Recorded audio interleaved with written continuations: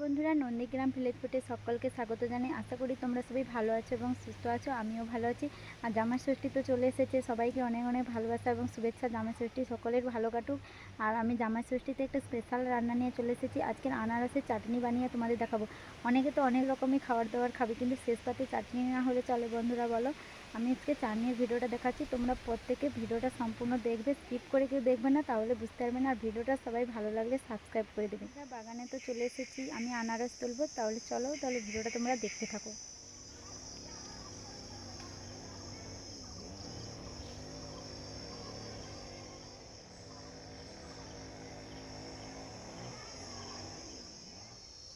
এই দেখো বন্ধুরা, আমাদের আনারস বাগানে কতগুলো আনারস গাছ হয়েছে। এখানে দেখো আনারসগুলো পেকে গেছে, কত সুন্দর লাগছে। দেখো প্রত্যেকটাতে আনারস হয়েছে। দেখো এই একটা আনারস কত সুন্দর হয়েছে। দেখো এইটা একটি গাছেতে দুটো আনারস হয়েছে, পেছনে আছে দেখা যাচ্ছে না। বাতাসের জন্য দেখো বন্ধুরা আনারস গাছটা মাটিতে লেপিয়ে গেছে। দেখো আমি এখান থেকে যে আনারসটা পড়ে গেছে সেই আনারসটা আমি তুলে নেব। আনারসটা পড়ে গেছে, এইটা আমি তুলে নিয়েছি, নিয়ে চলে যাবো। দেখো কত সুন্দর, দেখো আনারসটা। বন্ধুরা দেখো, এই আনারসটা আমি তুলে নিয়েছি। এইটা আমি চাটনি বানিয়ে তোমাদের দেখাবো। প্রথমে আনারসটা কেটে নেব।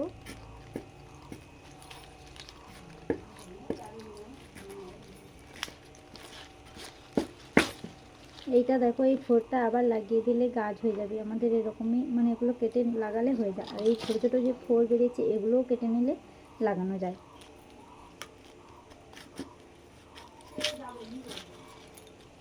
এগুলো আমি লাগানোর জন্য রেখে দেব। বন্ধুরা দেখো, আমি আনারসটা কেটে নিচ্ছি, কত সুন্দর দেখো।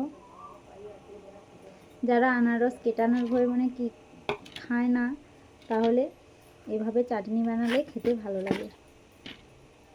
আনারসের এই শক্ত অংশটা আমি মাঝের অংশটা ফেলে দেব। আর ভালো করে এই চোখগুলো তুলে নেব, তাহলে আর কেটাবে না।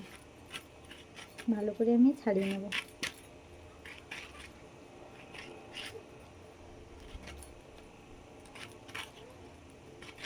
পরিষ্কার করে ছাড়িয়ে নিচ্ছি, তারপরে আমি ছোট ছোট করে কেটে নেব। বন্ধুরা দেখো, পরিষ্কার করে তো আমি কেটে নিয়েছি, চোখগুলো আর নেই। এগুলো আমি ছোট ছোট করে এবার পিস করে নেব চাটনি করার জন্য।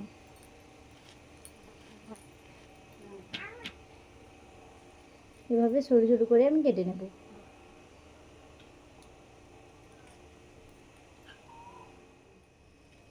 এই চোখগুলো ভালো করে পরিষ্কার করে তুলে নিতে হবে।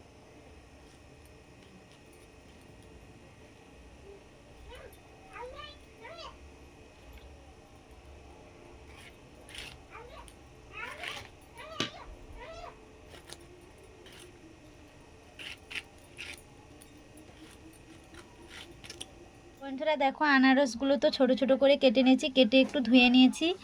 আর আনারসের চাটনির জন্য নিয়েছি দেখো অল্প করে শুকনো লঙ্কা গুঁড়ো নিয়েছি, বাদাম নিয়েছি, কাঁচা বাদাম।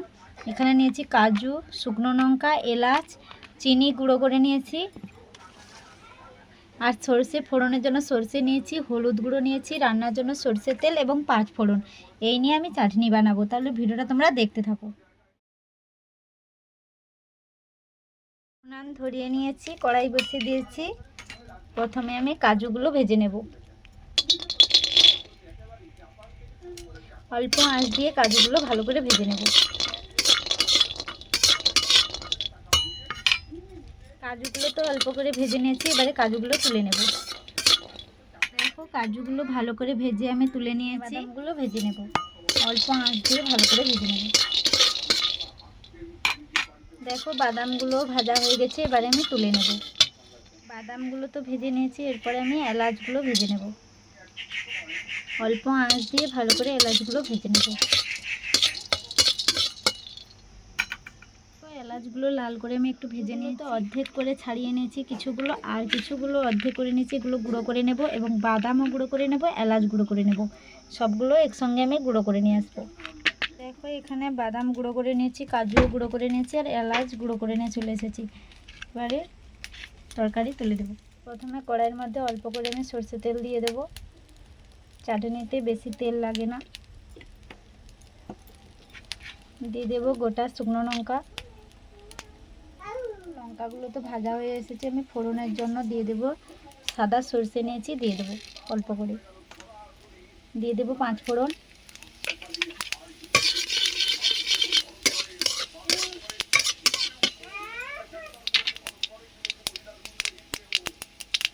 সর্ষেগুলো হয়ে এসেছে। এবারে ওর মধ্যে আমি আনারসগুলো দিয়ে দেবো।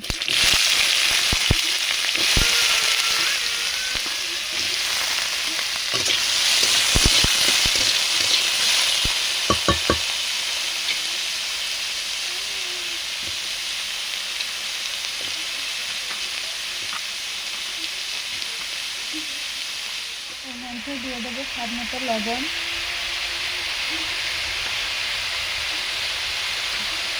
কিছুক্ষণ সঙ্গে ঢাকা দিয়ে সঙ্গে নেব, আর কিছু দেবো না এখন, অল্প একটু ঢাকনা চাপিয়ে সঙ্গে নেব। ঢাকনা খুলে আবারও দেখে নিচ্ছি। ওর মধ্যে দিয়ে দেবো অল্প করে 1 চিমটে শুকনো লঙ্কা গুঁড়ো, আপনারা ঝাল খেতে চাইলে দেবেন, নাহলে দেওয়া দরকার নেই।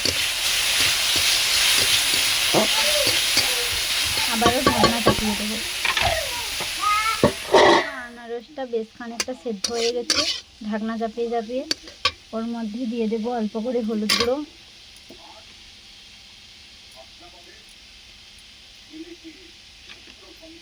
দিয়ে দেবো চিনি গুঁড়ো করে রেখেছিলাম, দিয়ে অল্প আঁচে নাড়াতে হবে।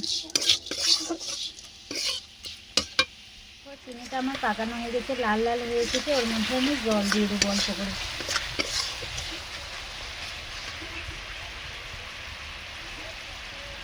অল্প করে আমি জল দিয়ে দিচ্ছি।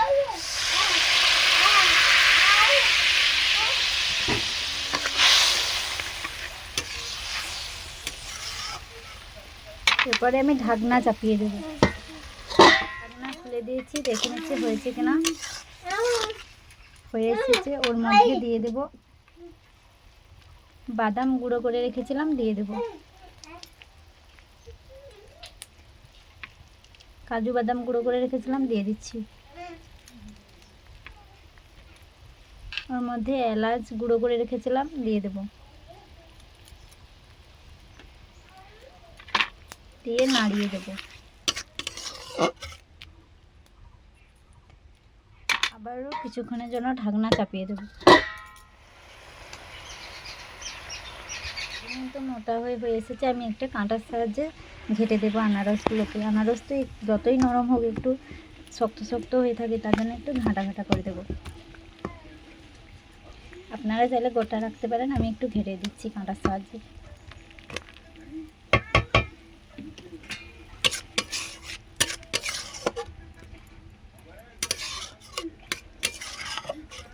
হয়ে এসেছে, এবারে আমি ঢেলে নেব। দেখো এরকম করেছি।